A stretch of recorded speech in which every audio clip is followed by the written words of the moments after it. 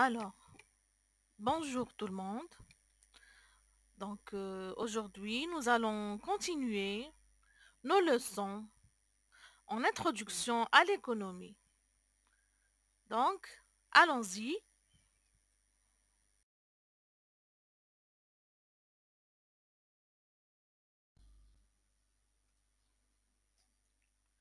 Ce cours-là, ou bien le cours numéro 5, porte sur la consommation, l'épargne et l'investissement.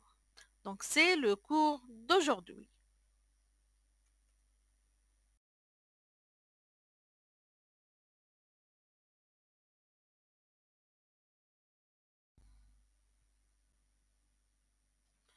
On va commencer avec la consommation. Donc, qu'est-ce que c'est que la consommation? On va la définir. Donc, la consommation désigne le fait de consommer. Autrement dit, utiliser. Utiliser quoi? Les biens et les services. Généralement, dans le but de satisfaire des besoins ou des désirs. Donc, le premier but de la consommation est la satisfaction des besoins. Donc, on dit la satisfaction ou bien on dit l'utilité. D'accord? Donc, le terme utilité, on l'utilise surtout en microéconomie. Donc, c'est ça la définition de la consommation.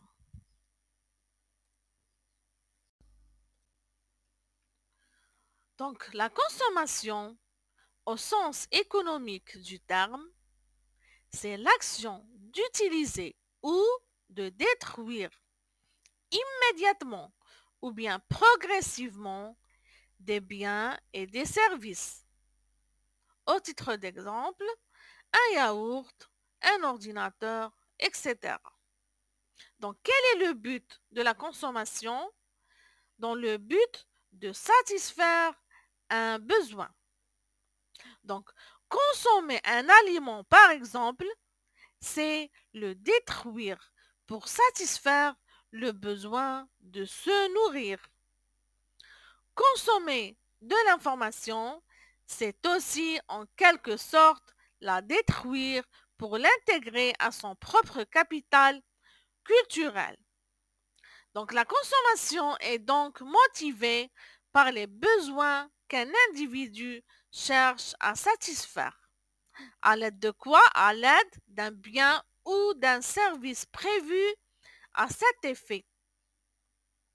Dans le passé, dans une société qui était essentiellement rurale, une large partie des produits alimentaires, des vêtements étaient réalisés par les ménages pour leur usage personnel. Donc, c'est ce qu'on appelle l'autoconsommation. Donc, l'autoconsommation était la forme principale de la consommation à l'époque. D'accord? Donc, l'industrialisation et l'urbanisation, l'augmentation des salaires réels, la diversification des besoins a fait entrer la société dans une ère de consommation de masse, multipliant les produits.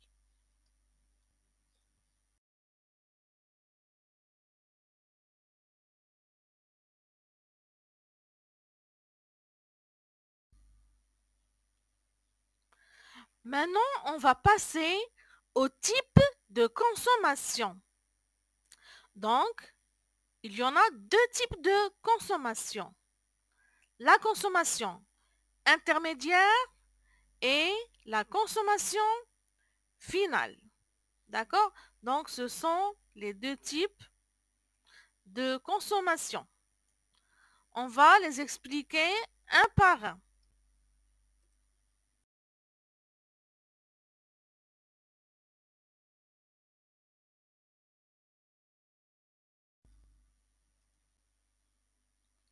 Premièrement, on va aborder la consommation intermédiaire.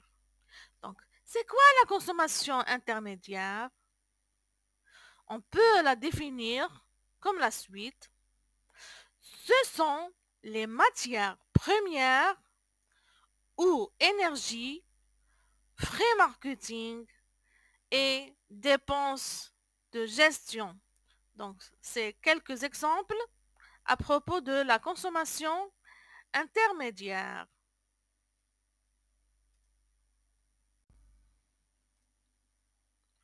La consommation intermédiaire, de son côté, désigne l'achat de biens ou de services en vue de s'en servir dans la production d'autres biens ou services.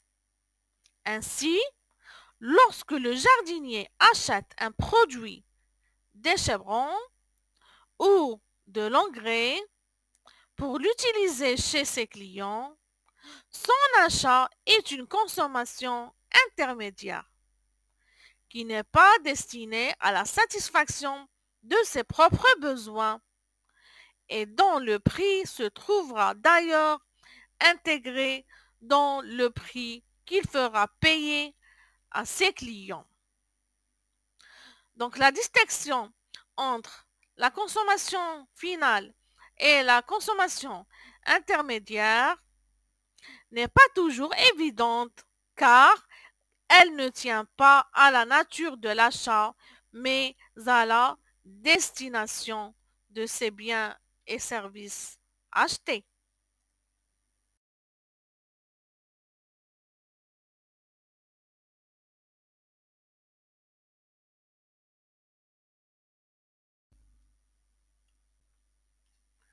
Deuxièmement, on passe à la consommation finale. Donc, qu'est-ce que ça veut dire la consommation finale? Elle se définit par le fait de satisfaire un besoin en eau ou en nourriture, par exemple. D'accord? La consommation désigne l'acte d'achat de biens ou de services. En économie, cette définition très générale nécessite toutefois de distinguer entre consommation dite finale et consommation intermédiaire. Alors, la consommation finale désigne l'achat et l'utilisation de biens et services pour la satisfaction directe des besoins humains. Ainsi, lorsqu'on achète des aliments et qu'on en fait un repas, il s'agit donc de consommation finale, car l'achat n'a pas d'autre but que de satisfaire le besoin de se nourrir. Cette consommation finale peut ou non être destructrice. L'aliment et la boisson, une fois ingérés, sont détruits. L'achat d'un livre, par exemple, est aussi une consommation finale. Mais une fois lu, le livre n'est pas jeté à la poubelle. Il est conservé dans la bibliothèque et peut être relu, prêté ou donné. Il n'est donc pas éliminé, mais il n'en demeure pas moins que son achat n'avait pas d'autre but qu'une satisfaction personnelle. C'est donc une consommation finale. D'accord?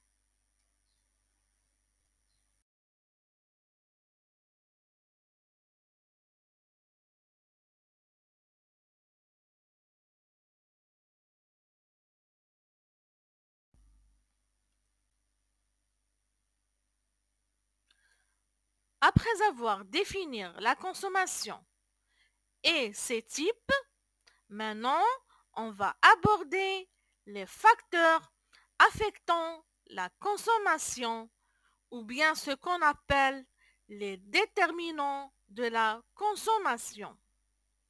Donc, quels sont ces déterminants-là? On a l'emploi, les salaires, les prix, l'inflation. Donc, il y a une relation forte entre les prix et l'inflation. D'accord? Ensuite, les taux d'intérêt et la confiance des consommateurs. Donc, ce sont les facteurs qui affectent la consommation. Donc, plusieurs facteurs influencent la consommation, que l'on peut classer en deux grandes catégories: les facteurs économiques et les facteurs sociologiques. Premièrement, les facteurs économiques. Donc, il s'agit des deux contraintes économiques auxquelles sont confrontés les individus et qui limitent sur ou bien leur capacité à consommer, à savoir le prix des biens et le revenu disponible. La question est de savoir comment le consommateur va classer ses besoins à satisfaire et effectuer ses choix. Quelle relation va s'établir entre la demande et l'évolution du prix et la demande et l'évolution du revenu? Deuxièmement, les facteurs sociologiques. Il y a de nombreux facteurs sociologiques qui vont être déterminants dans le processus de consommation. On peut relever notamment la classe sociale, l'âge, le mode de vie, l'effet d'imitation, la catégorie socio-professionnelle, le besoin de reconnaissance, la publicité, le sexe, la composition de la famille, etc. Donc, ce sont tous des facteurs sociologiques qui affectent quoi? Qui affectent la consommation.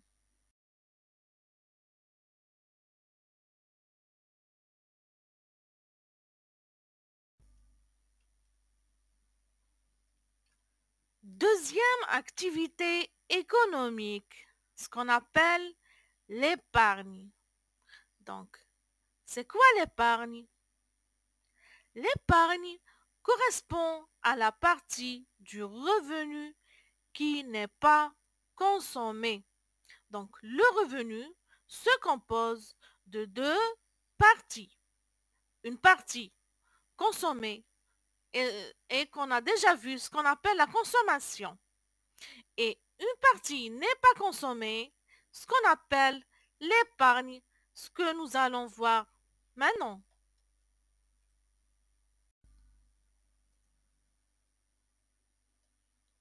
Les ménages renoncent parfois à certaines consommations immédiates et épargnent une partie de leurs revenus disponibles pour acquérir dans le futur une voiture, un logement, etc. Donc l'épargne est constituée de la partie du revenu disponible des ménages qui n'est pas consacrée à la consommation immédiate et qui n'est pas consommée. Donc les économistes la considèrent comme une consommation différée dans le temps. Donc elle se calcule comme la suite.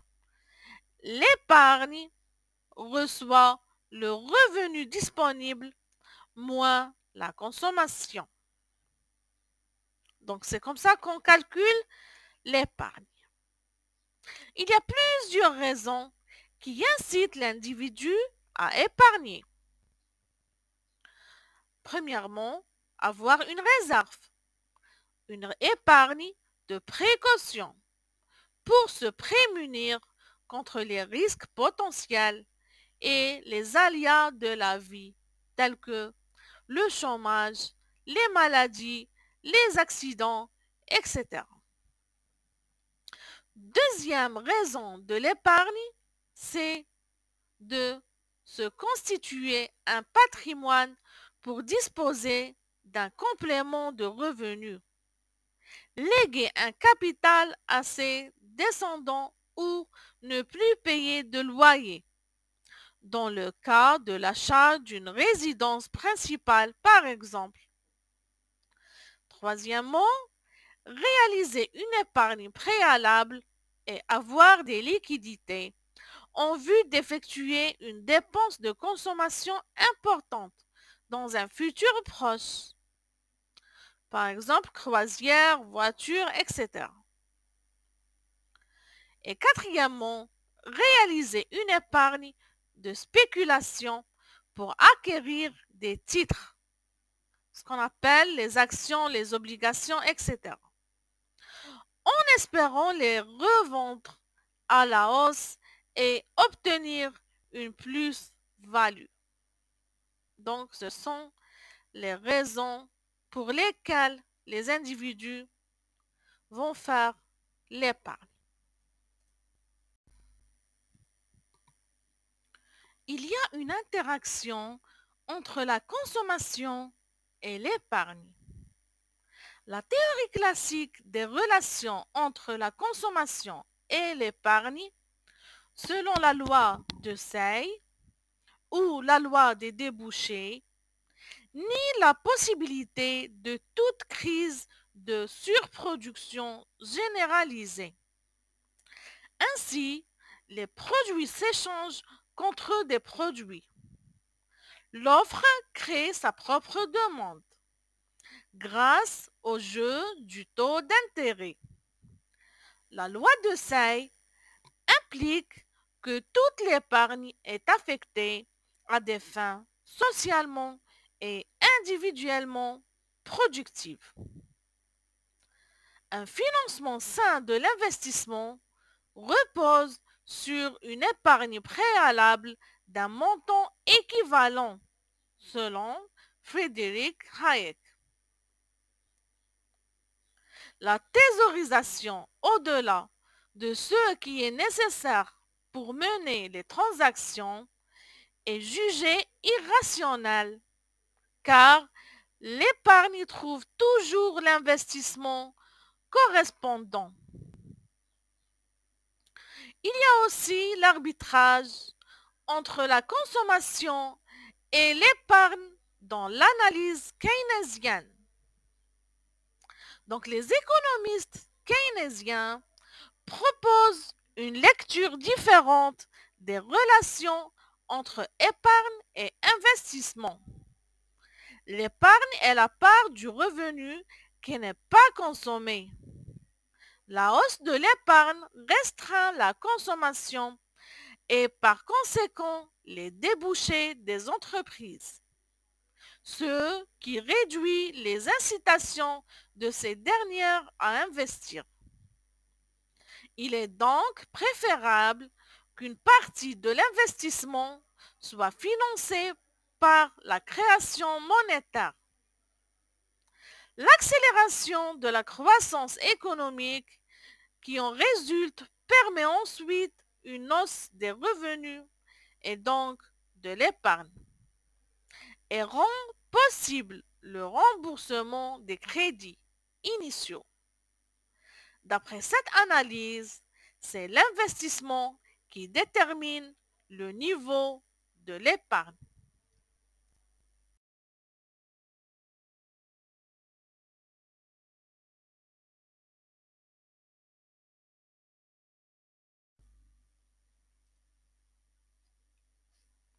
Il y a plusieurs types d'épargne tels que les ménages, les entreprises et l'État.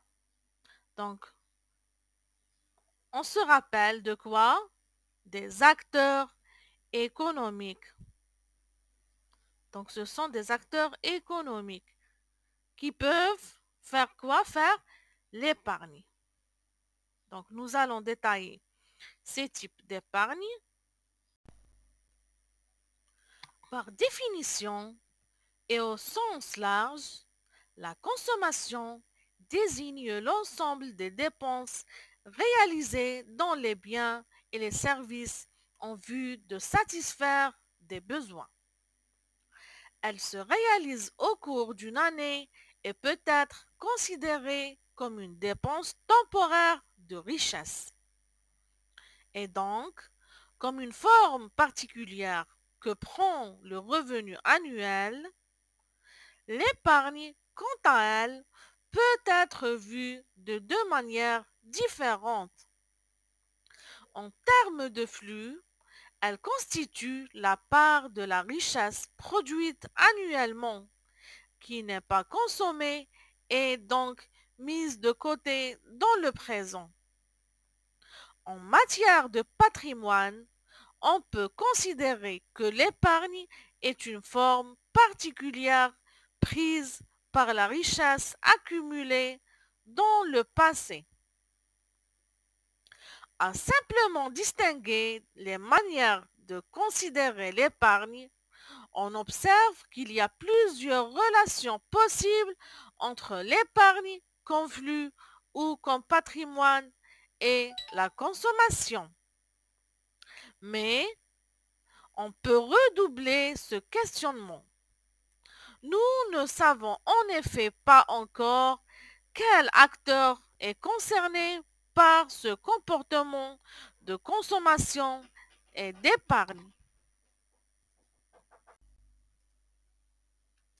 L'analyse du cycle de vie de Franco Modigliani, à long terme, il faut prendre en compte un grand nombre de variables dont l'influence est difficile à quantifier, car elle dépend des anticipations des agents, les agents économiques, confrontés à de nombreuses incertitudes, comme la durée de vie, les capacités d'endettement, l'évolution de la fiscalité, etc.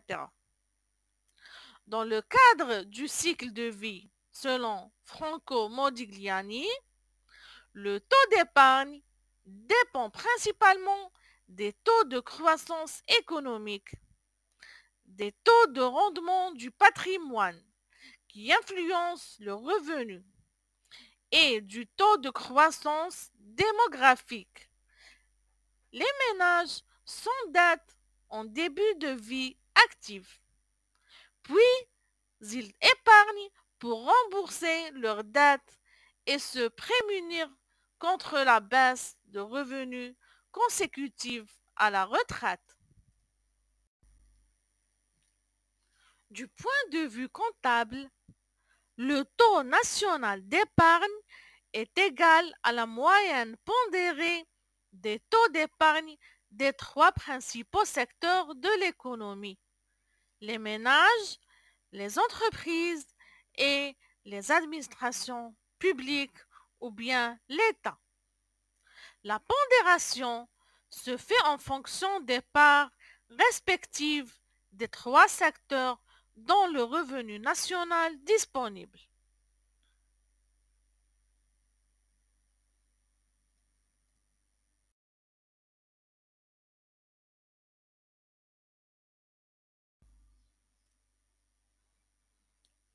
On va commencer avec les ménages. Donc, l'épargne des ménages est la principale source intérieure de financement des dépenses en capital et le moteur essentiel de la croissance économique à long terme. Le taux d'épargne net des ménages correspond au montant total de l'épargne nette en pourcentage du revenu disponible net des ménages.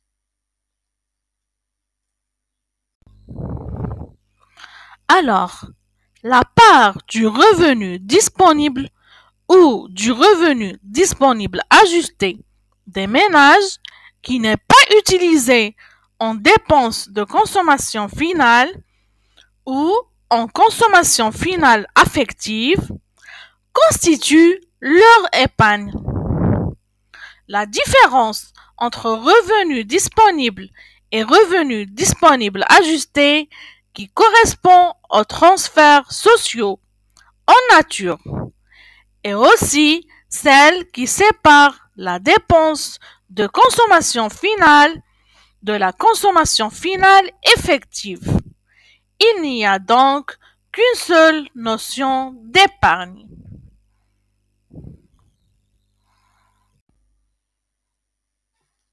Dans l'optique néoclassique, une hausse de l'épargne des ménages sera bénéfique à l'ensemble des agents économiques. Premièrement, chaque ménage réduira certes par là même sa consommation courante, mais il accroîtra en retour sa consommation finale future. L'épargne apparaît ici comme une consommation différée. Deuxièmement, puisque les banques utilisent leurs dépôts pour prêter, le surcroît d'épargne pourra être affecté au financement de nouveaux projets d'investissement. Le fait même que l'épargne augmente tend à diminuer le taux d'intérêt, donc à inciter les firmes à emprunter. Les entreprises peuvent alors accumuler davantage de capital et accroître leur production. Ainsi, elles vont distribuer des revenus supplémentaires qui permettront d'écouler le surcroît de production.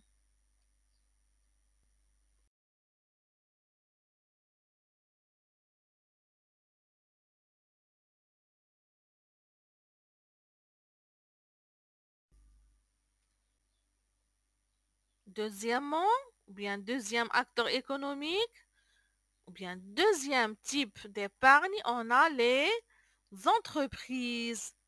Donc, pour bien placer ce capital, il faut auparavant identifier quel type d'épargne financière vous pouvez détenir. Il existe en effet plusieurs formes d'épargne. L'épargne liquide, l'épargne de projet et l'épargne de retraite. D'accord? Ça concerne l'épargne des entreprises. Pour les entreprises, l'épargne brute est la partie des bénéfices après impôt qui n'est pas distribuée aux actionnaires. Cette épargne permet l'autofinancement des investissements. Donc, c'est quoi l'autofinancement? Ça veut dire que l'entreprise ne fait pas des emprunts. D'accord? Alors que les ménages ont globalement une capacité de financement. Leurs épargnes dépassent leurs investissements. Alors que les entreprises ont en général un besoin de financement, leur épargne est inférieure à leur investissement.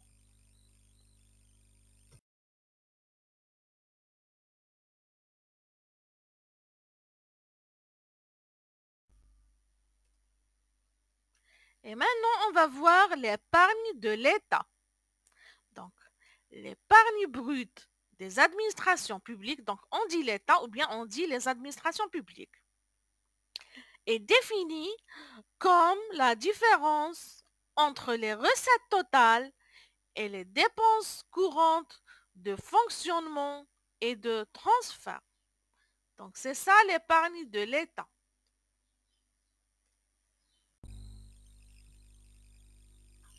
Donc, on en déduit que l'épargne nette des administrations publiques correspond à la différence entre les recettes et les dépenses courantes de l'État.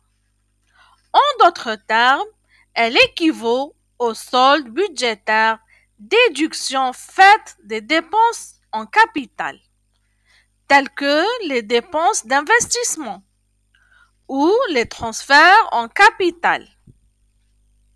L'épargne nette de l'État est associée à la règle d'or, selon laquelle Au cours d'un cycle économique, ces dépenses courantes devraient être entièrement couvertes par ces recettes courantes. Il découle de ce principe que l'émission de dette publique devrait être réservée au financement d'investissements qui favorisent la croissance du PIB. Le respect de cette règle aidera les pouvoirs publics à maintenir une situation budgétaire viable.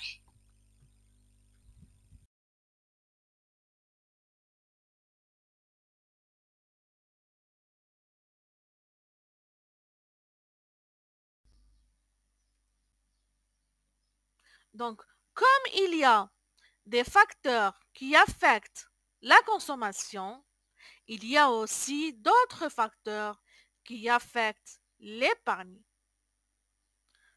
Donc, on a le revenu ou bien le niveau du revenu disponible, on a le taux d'intérêt et on a l'inflation. Donc, ce sont les déterminants de l'épargne.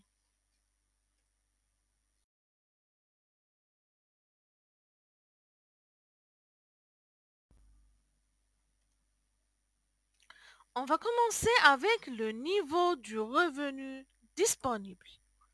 Donc, plus le revenu disponible augmente, plus la part consacrée à l'épargne aura tendance à augmenter. Inversement, plus le revenu aura tendance à stagner ou à baisser, plus le taux d'épargne diminuera. D'accord? C'est ça la relation entre revenu et entre épargne.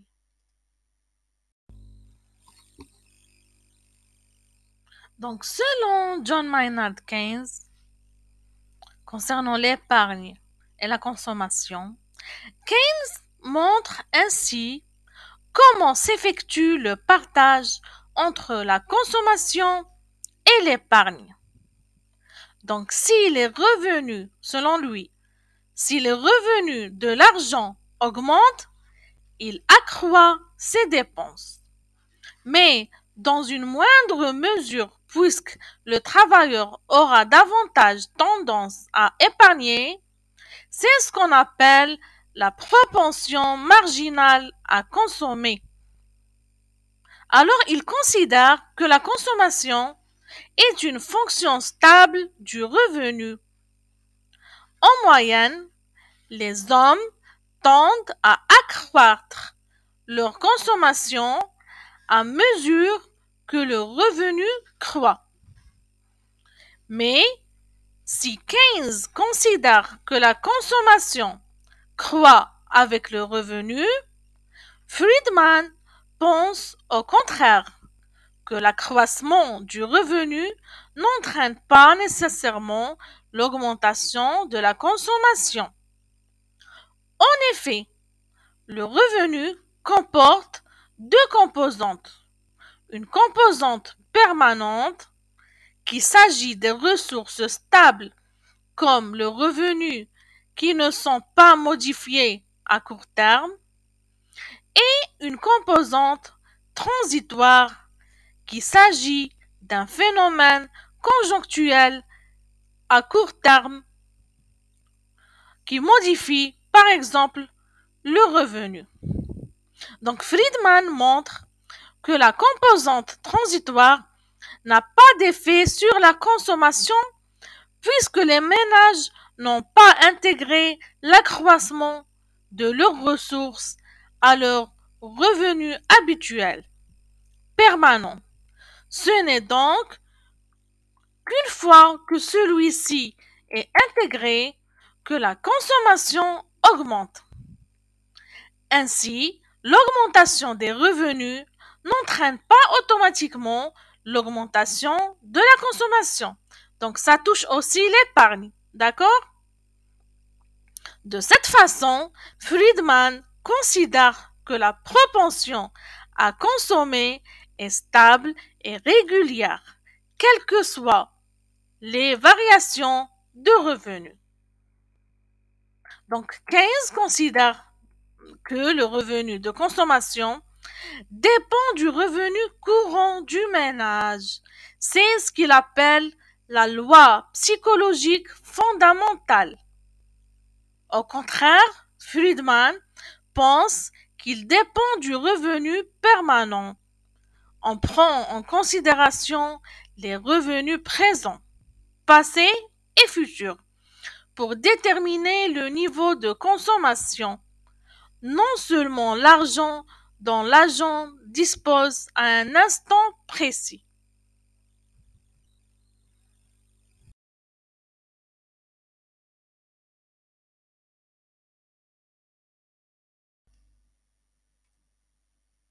Deuxièmement, on a le taux d'intérêt.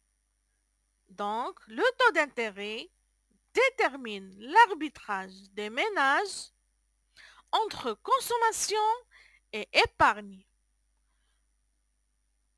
Comment ça se passe? Donc, plus le taux d'intérêt est élevé, plus il favorise l'épargne. D'accord? Parce que les gains seront élevés. Les placements financiers bénéficiant d'une meilleure rémunération. D'accord? Donc, c'est ça le taux d'intérêt. Donc, on en déduit que le taux d'intérêt déterminant de l'épargne et de la consommation. Les auteurs classiques considèrent que la propension à épargner dépend du taux d'intérêt. Comment? Si le taux d'intérêt augmente, alors les ménages ont tout intérêt à épargner, car laisser leur argent dormir sur un compte est rémunérateur. Les ménages diminuent donc leur consommation pour épargner et ainsi maintenir leur patrimoine. C'est ce que l'on appelle l'effet de substitution. À l'inverse, si le taux d'intérêt augmente, l'agent sait qu'il pourra avoir davantage d'argent dans le futur, car il a des placements. Il va donc davantage chercher à consommer. C'est ce qu'on appelle l'effet revenu. L'économiste Allard montre que si la consommation présente et la consommation future sont substituables, l'effet de substitution l'emporte. En revanche, si la consommation présente est seulement complémentaire de la consommation future, l'effet revenu l'emporte car les gains s'ajoutent alors. De son côté, John Stuart Mill montre que l'accroissement de l'épargne conduit les individus à augmenter leur capital. Mais pour cela, il faut que le taux d'intérêt soit avantageux, puisque l'attente d'un investissement futur peut être longue.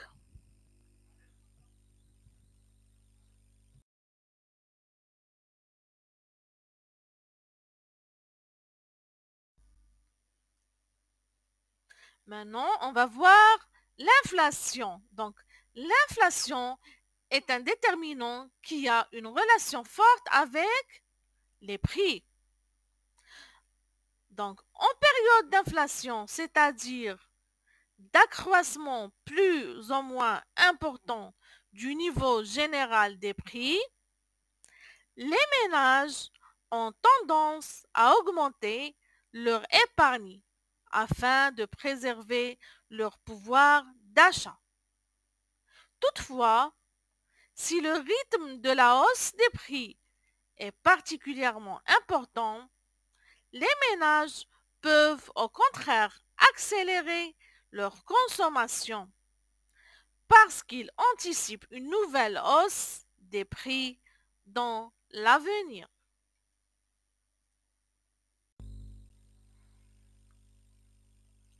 Donc, qu'est-ce que l'inflation? L'inflation correspond à une hausse générale et durable des prix, selon la définition officielle de l'Institut national de statistique et des études économiques INSEE. Donc, l'inflation a des effets concrets tels que la baisse de pouvoir d'achat de la monnaie. Celle-ci perd de la valeur concrètement. Avec la même somme d'argent, vous pouvez acheter moins de choses.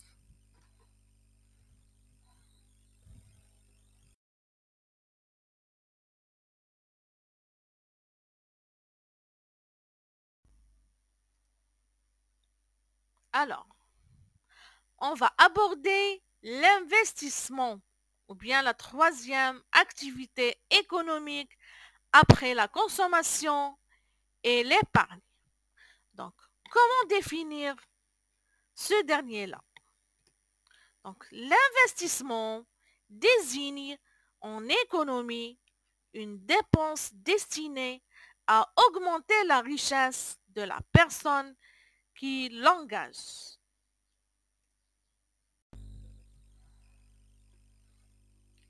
On a aussi la relation entre épargne et investissement. Alors, selon Keynes, le taux d'épargne est déterminé par le niveau d'investissement. En période de sous-emploi, l'épargne accroît le chômage, car il y a moins de demandes de biens de consommation et d'équipements puisque l'on consomme moins et que les entreprises n'emploient pas davantage car la demande effective est alors trop faible. Les investissements sont faibles et on épargne donc davantage. Keynes montre que l'investissement est créateur d'épargne. Si l'État décide de faire des travaux, il passe commande auprès d'entreprises qui investissent dans les biens d'équipement nécessaires. De cette façon, l'activité s'accroît, tout comme les revenus, ce qui entraîne l'augmentation de l'épargne et de la consommation. Comment? Puisque l'épargne suit le niveau de revenu, plus l'investissement de départ est important, plus l'épargne augmente. Donc, selon Keynes, l'épargne est déterminée par le niveau de revenu des agents économiques, alors que les classiques pensent que l'épargne n'est qu'une consommation future. On épargne pendant un temps pour mieux consommer ensuite.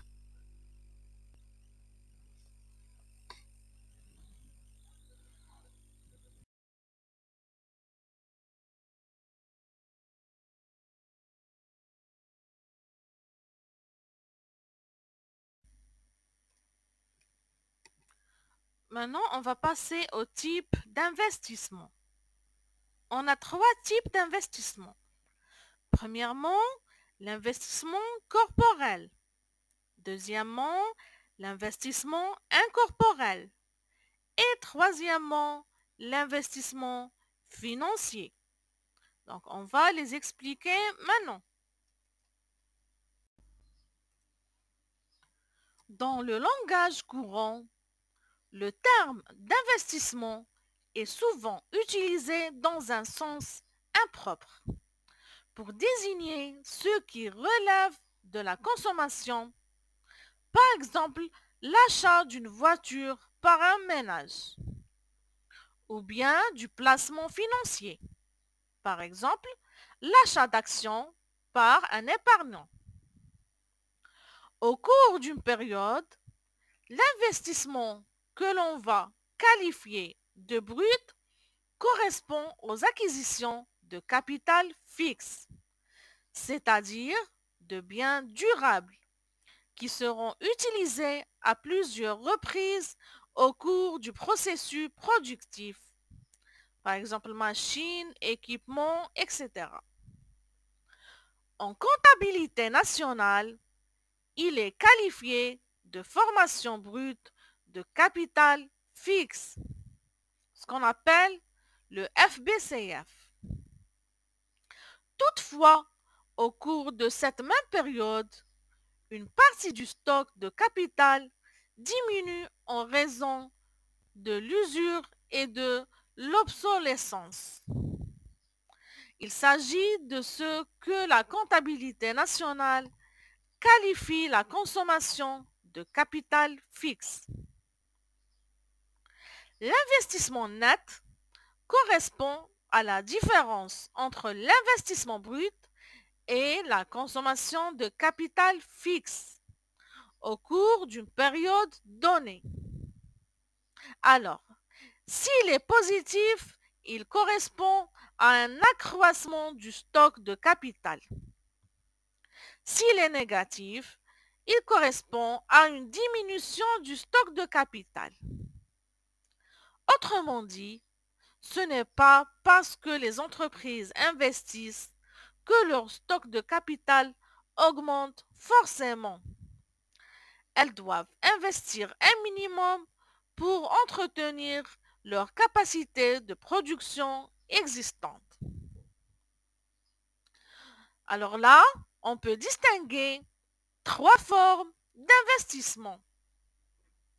L'investissement de capacité qui vise à accroître les capacités de production, si bien qu'il s'accompagne souvent d'une hausse de l'emploi. Ce sera le cas si l'entreprise achète des machines supplémentaires ou bien étend ses locaux pour répondre à un supplément de demande. On a aussi l'investissement de remplacement qui vise à remplacer le matériel usé ou obsolète. Et on a l'investissement de productivité qui vise à augmenter l'efficacité des travailleurs, si bien qu'il est susceptible d'entraîner une réduction du personnel. En pratique, toutefois, il est souvent impossible de rattacher un investissement dans une unique catégorie. Par exemple, lorsque une entreprise achète des ordinateurs supplémentaires, il est probable que ces derniers soient plus performants que ceux qu'elle possède déjà. Il existe certaines dépenses qui contribuent à accroître les capacités de production de l'entreprise, mais qui correspondent à l'achat, non pas de biens matériels, mais de services, si bien qu'elles relèvent d'un investissement immatériel. C'est le cas notamment des dépenses de recherche-développement, de publicité ou de formation du personnel. Notons enfin que les entreprises ne sont pas les seules à investir. L'État contribue à la formation brute de capital fixe. À travers quoi? À travers l'investissement public, ainsi que les ménages. L'INSEE considère que ces derniers réalisent un investissement lorsqu'ils acquièrent un logement. Il s'agit toutefois d'une exception car toutes les autres dépenses des ménages relèvent de la consommation.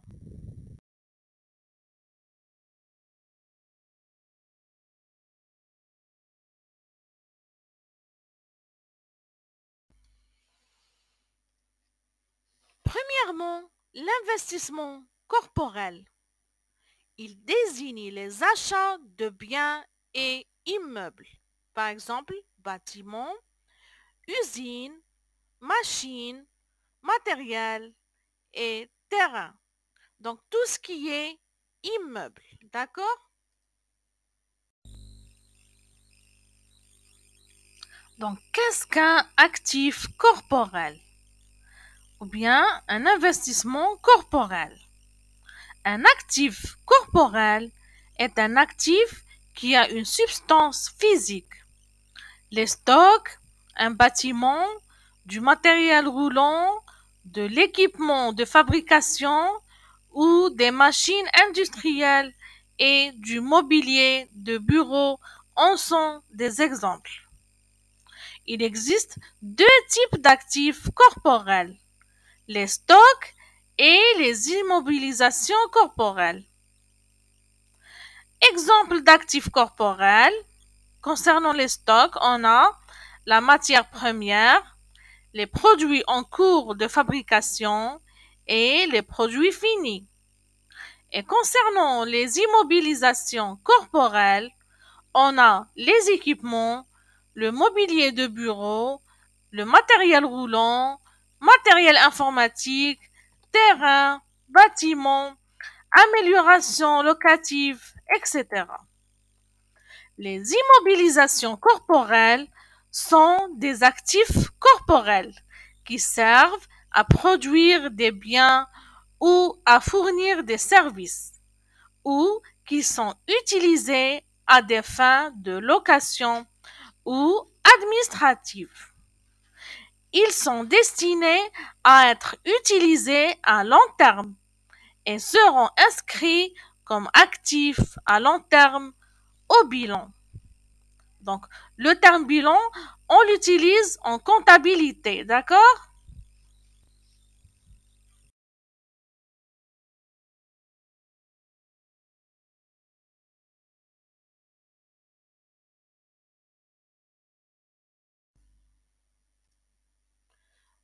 Deuxièmement, on a l'investissement incorporel. Donc, il concerne les achats permettant d'augmenter la valeur du patrimoine de l'entreprise, comme par exemple les brevets d'invention, les licences, les fonds de commerce, etc. D'accord? Donc c'est ça l'investissement incorporel.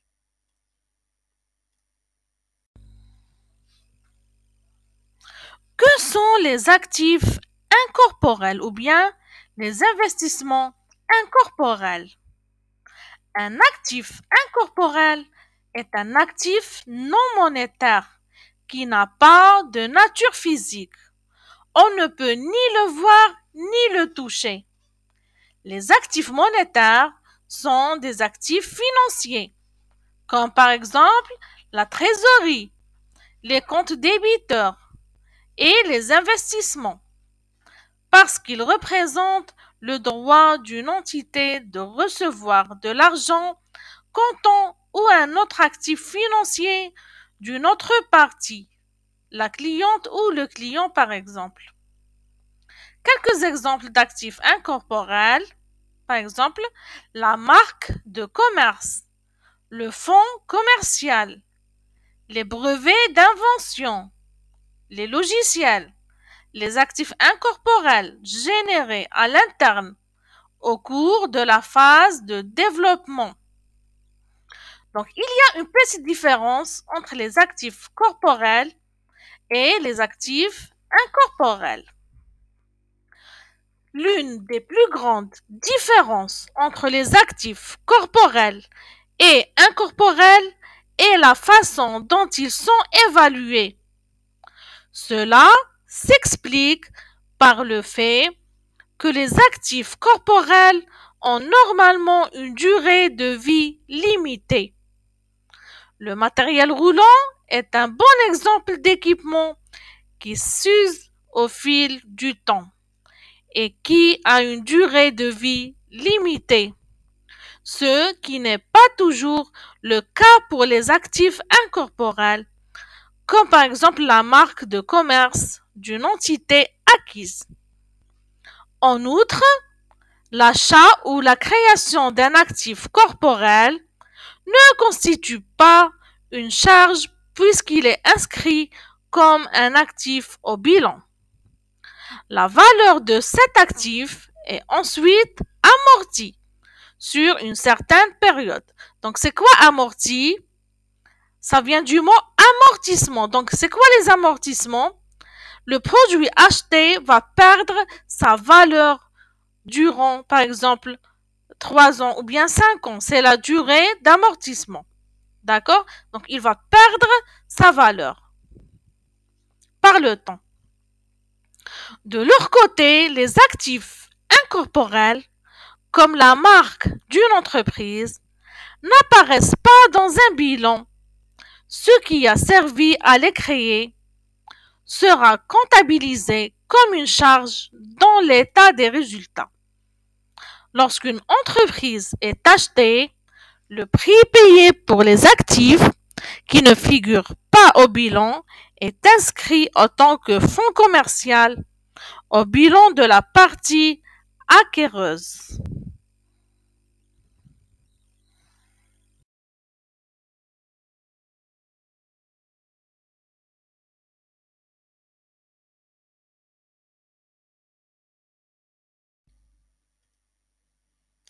Troisièmement, l'investissement financier, qui représente les achats d'actions ou d'obligations et qui augmente le patrimoine financier de l'entreprise. Donc, juste une remarque, quelle est la différence entre actions et obligations? Donc, les actions, ça concerne les entreprises privées. D'accord? Donc, c'est l'entreprise privée qui va faire l'émission de ces actions. Mais les obligations, ça concerne le secteur étatique, comme par exemple le trésor public, comme par exemple la caisse des retraites, etc. D'accord? Mais les actions, ça concerne les sociétés ou bien les entreprises financières privées. D'accord? Donc, c'est ça la différence.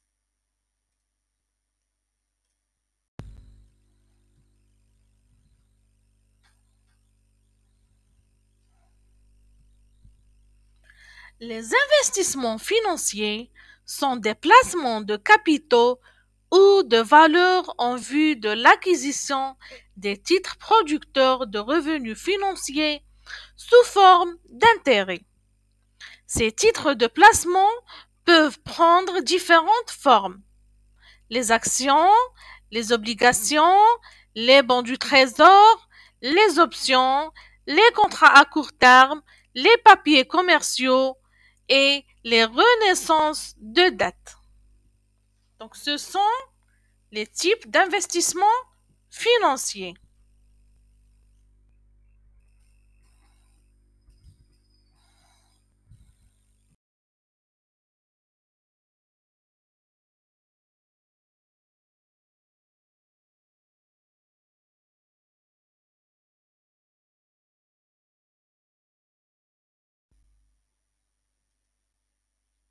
Et maintenant, on va clôturer ce cours avec les facteurs qui affectent l'investissement ou bien les déterminants de l'investissement. Donc, on a la demande anticipée par les entreprises. D'accord?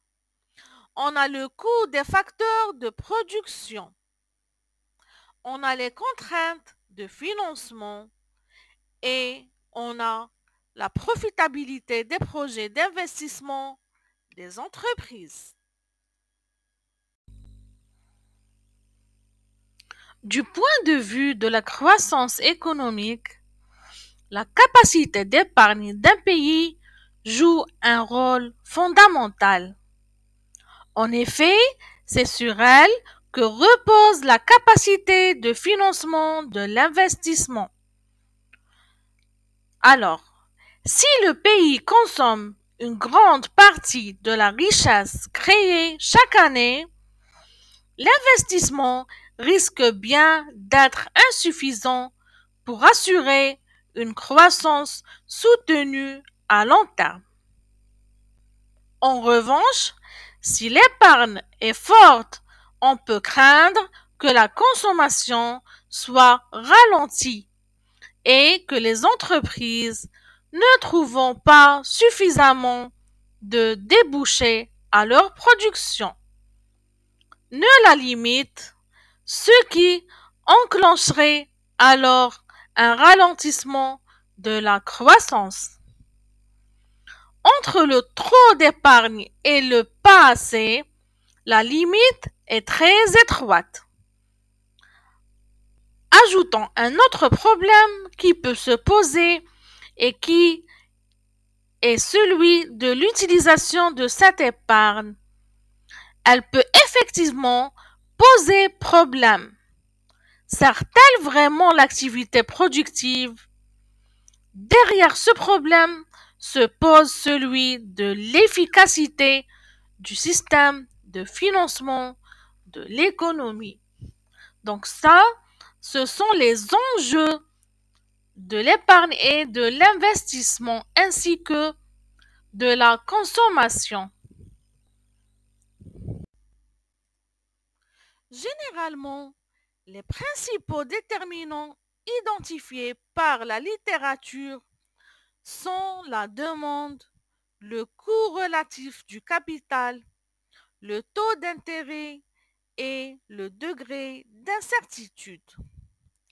Pour autant, ce n'est pas parce que les entreprises désirent investir qu'elles le feront forcément. Elles font en effet face à de l'incertitude et à des contraintes de financement.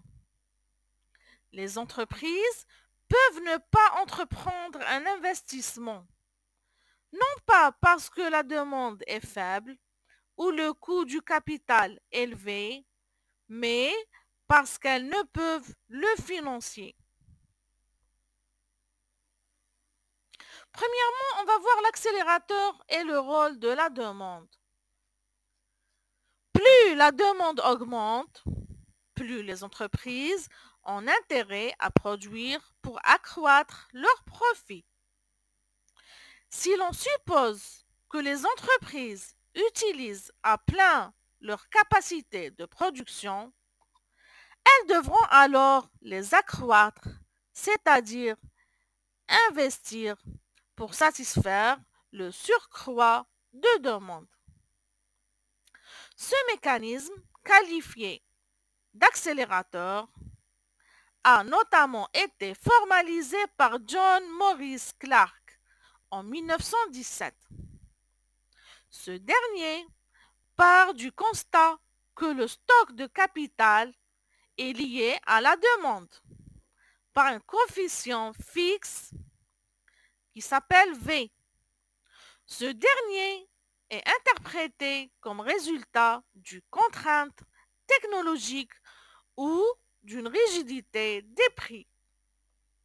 Clark en déduit que l'investissement net est une fonction linéaire des variations de la demande. Le taux d'investissement net est proportionnel au taux de croissance de la demande. Par exemple, lorsque la demande s'accroît, l'investissement net est positif. Et lorsqu'elle diminue, ce dernier est négatif. En l'occurrence, si la hausse de la demande s'accélère, l'investissement net augmente. Et si la hausse de la demande ralentit, l'investissement net diminue. Au final, l'investissement sera plus volatile que la demande.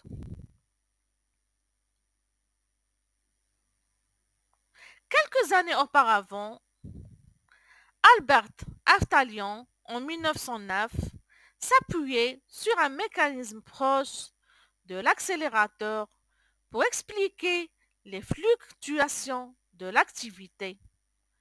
Une baisse, même modérée, de la consommation des ménages entraîne une contraction plus que proportionnelle de l'investissement, si bien que la demande globale est susceptible de fortement se contracter. Une présence de délais et de coûts d'installation. L'effet accélérateur est moins ample et moins immédiat. Si la demande diminue par exemple lorsqu'une récession, les entreprises préféreront plutôt sous-utiliser leur capacité de production, si bien qu'elles désinvestiront peu. En effet, elles pourront ainsi accroître rapidement leur production lorsque la reprise s'amorcera et elles n'investiront à nouveau que si l'expansion se poursuit et que si capacité de production se rapproche de leur utilisation, ce qui alimentera alors en retour l'expansion.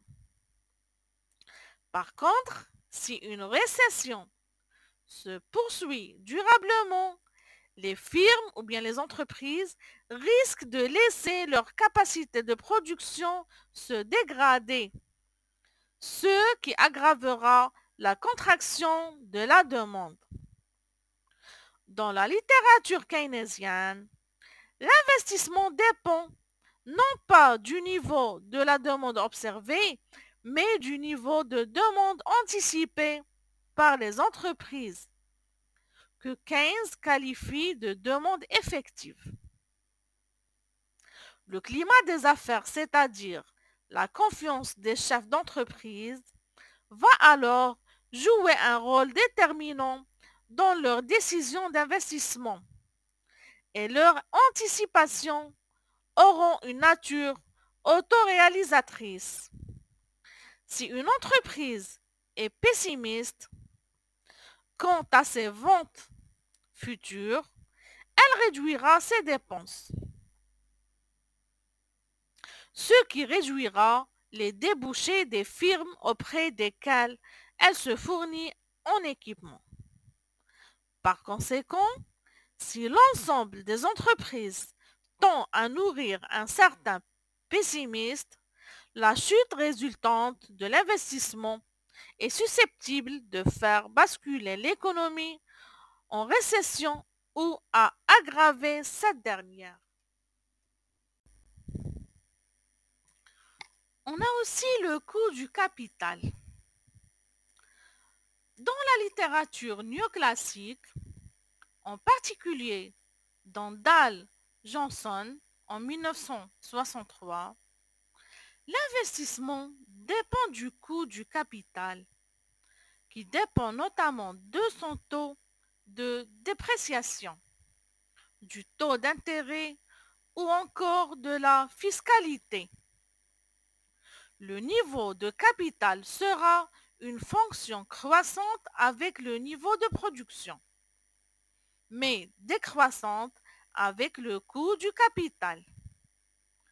Plus précisément, les entreprises doivent s'appuyer sur le coût relatif du capital, c'est-à-dire comparer le coût du capital avec le coût du travail, dans la mesure où il y a une certaine substituabilité entre les deux facteurs.